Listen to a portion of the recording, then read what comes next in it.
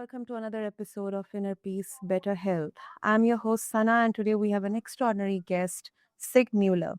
Sig is the founder of Be the World's Best, a business dedicated to inspiring, motivating, and empowering individuals and organizations to reach their full potential.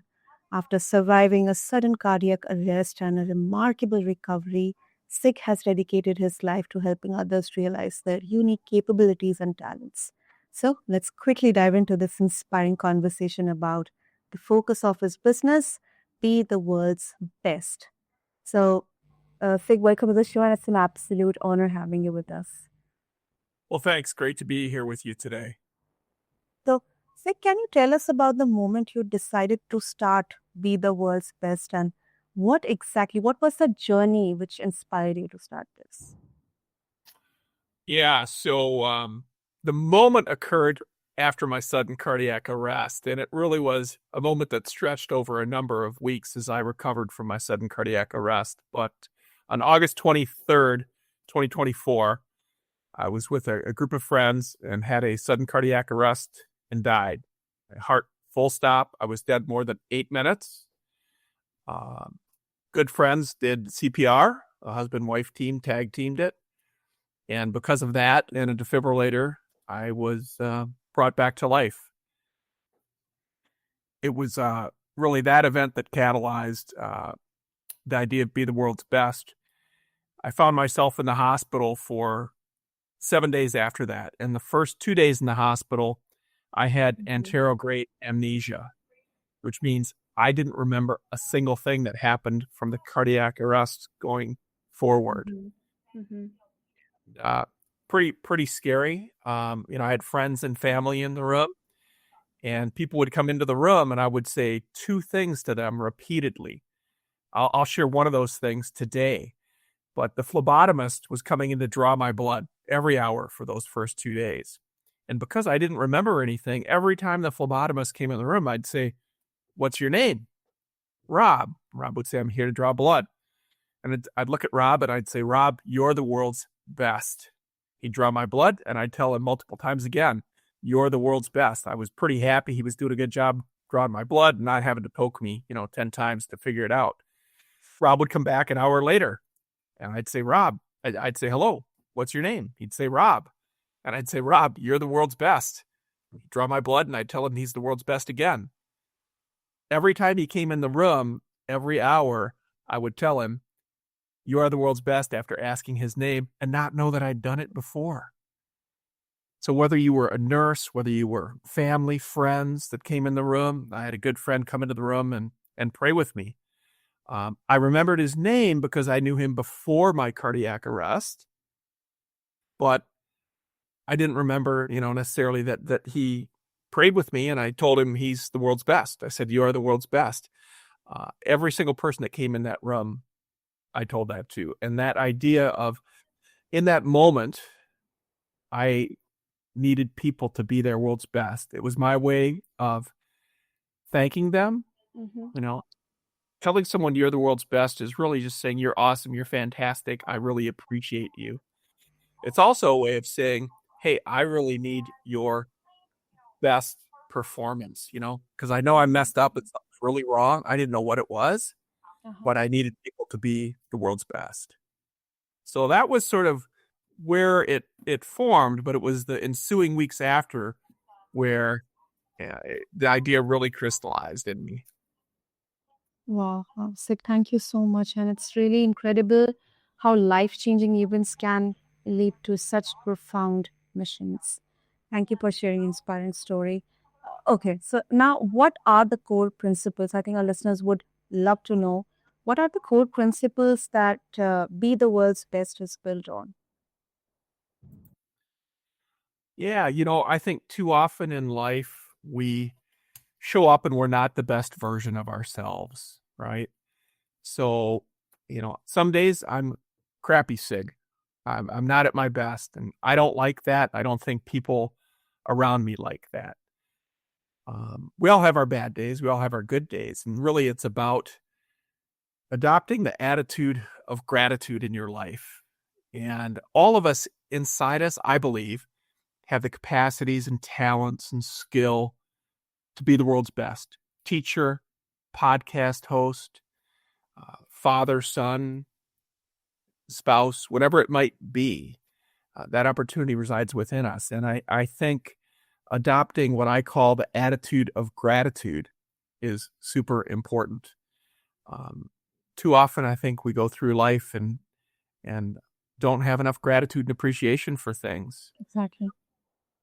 And I think in small ways, adopting that and telling people that can allow us, to have better insight. And if you think about attitude, attitude, we wake up every day and have an attitude. It can be good, it can be bad, but too often our attitude becomes a barrier for being best version of ourselves. We say things like, I can't, it's your fault, it's too hard, I'm tired, I'll do it tomorrow. Or even to someone else, something like, can't you do anything right? How often do we have these thoughts creep into our mind and that attitude? So really, it's about shifting your attitude to the attitude of gratitude and walking away from those negative thoughts and emotions and allowing yourself to live in the moment with appreciation for what you've been given, the others around you, and being grateful and appreciative of that. Taking time out to tell someone they did a good job, and stepping up yourself Yeah. in a similar fashion. Right. I think it's fascinating how foundational principles can drive success, Sig. So, can you also share some success stories from your work with Be the World's Best? Yeah, sure. There's some just simple examples. I made it a point as part of adopting the attitude of gratitude personally to change some habits. And to change habits, you have to adopt triggers to build new habits. And so when I talk with people, I talk about how do you adopt new habits and creating those triggers. So for me, once I decided this was my path really to empower and help others to be the world's best version of themselves through speaking and coaching, I had decided I was going to make a point of telling people every day they were the world's best. And it had to be genuine, right? It had to be sincere. And I put a Post-it up on the mirror in my bathroom saying, you are the world's best, to remind myself to do that every day. And so, small little things matter a lot. Here in Minnesota is where I am. It was a few weeks ago, it was 20 below zero, super cold.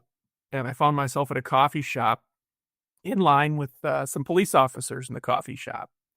Started chatting with them, asking about their job, how their day was going, simple things like that. And then I said, hey, it's got to be super hard to do your job in general, but when it's 20 below outside, it's got to be brutal to do your job. And they chatted for a little bit about, yep, you're right. It's a lot harder to do our job when it's this cold. I listened, and then in a genuine way, I told them, you know what? I appreciate everything you do for our community. You are the world's best. And I love the smile that brings to someone. And it's really uplifting. And there's other ways you can say it too, right? You can say, I appreciate you. You're awesome. You're fantastic. Good job. I've chosen to, when I can, tell people you are the world's best.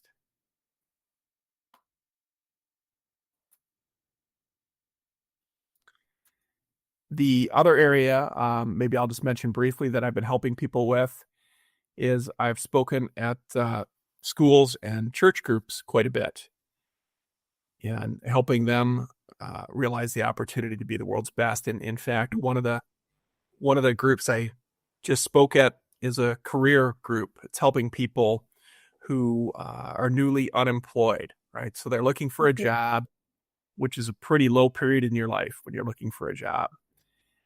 Your company just said, we don't want you. You're no good. Mm-hmm. Go find something else. So I speak to those groups, and through my experiences in my career, I share some, real examples of career transitions and how you need to show up with the attitude that you are the world's best and the confidence to do that as you go through your job search.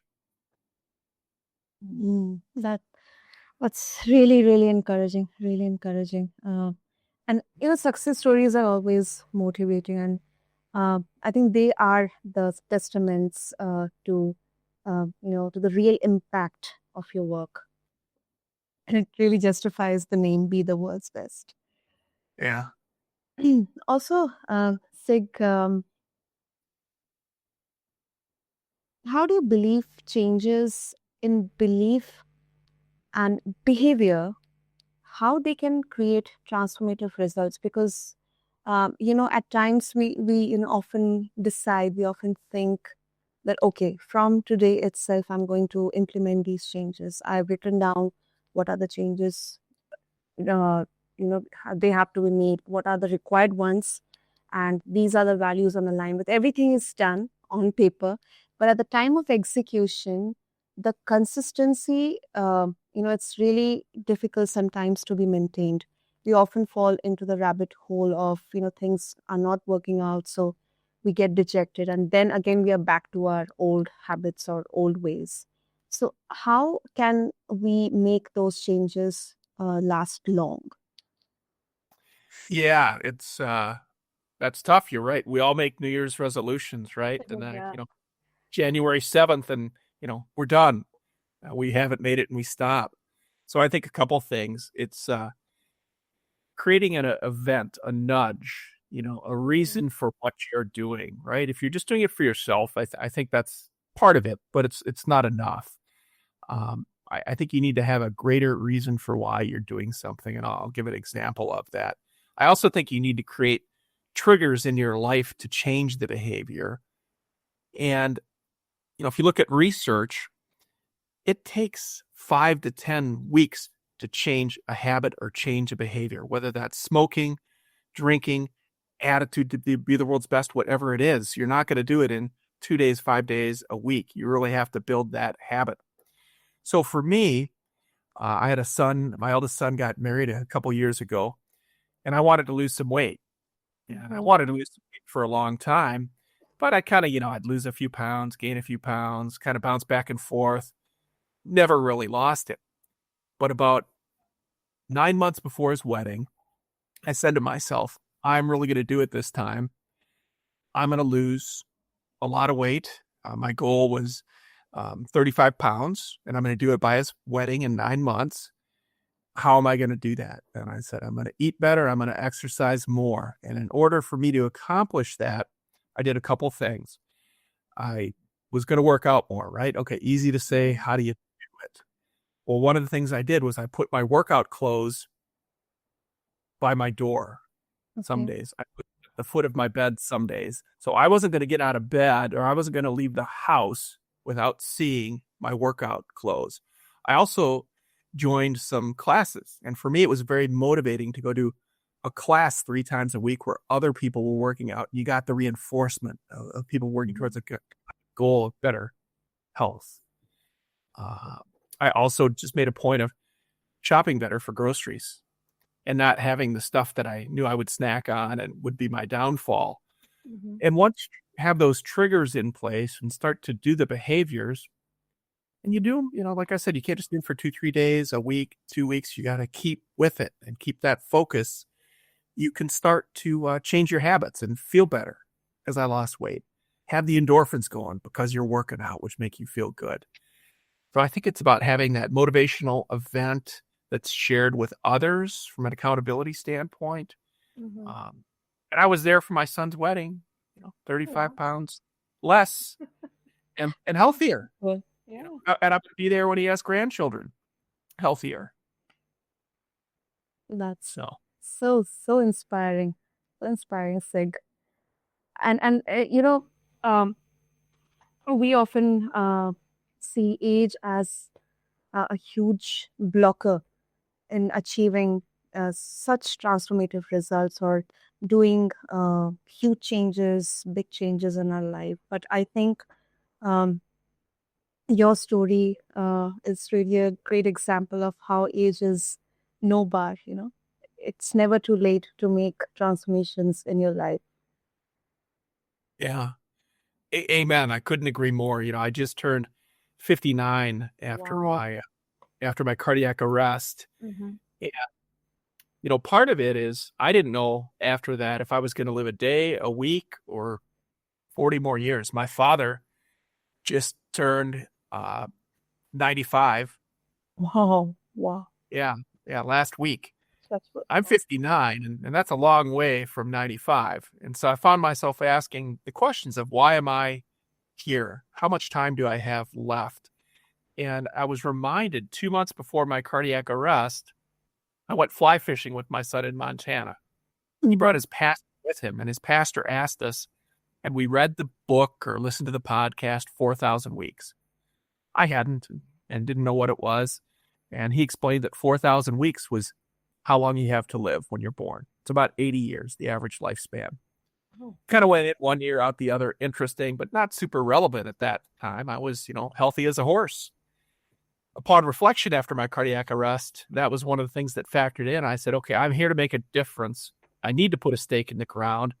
Age doesn't matter. I'm going to be here another 1,000 weeks. 1,000 weeks is about 20 years. Mhm. And I'm going to dedicate myself to helping others be the world's best for those 20 years. I couldn't have the attitude of, gosh, do I have a week? Do I have a month? Yeah. Uh, is something else bad going to happen again? It was, no, I'll be 79 in 20 years. I'm going to have 1,000 weeks, and every week is precious to do some good, to make a difference, right? To help others. And maybe I'll live to be 95. Who knows? But, Mhm. 20 years is a good amount of time to do that. And it's also interesting in that if you think about 20 years, 1,000 weeks, every year is 5% of those 20 years. So 20 summers, 20 Christmases, whatever your jam is, 20 family reunions, each one is 5% of what you have left if you have 20 years. So you better make it worthwhile. I think if that is not convincing enough, then I don't think so. What exactly else will convince to live and enjoy each and every moment mindfully and, of course, living with a purpose? That's what we all seek.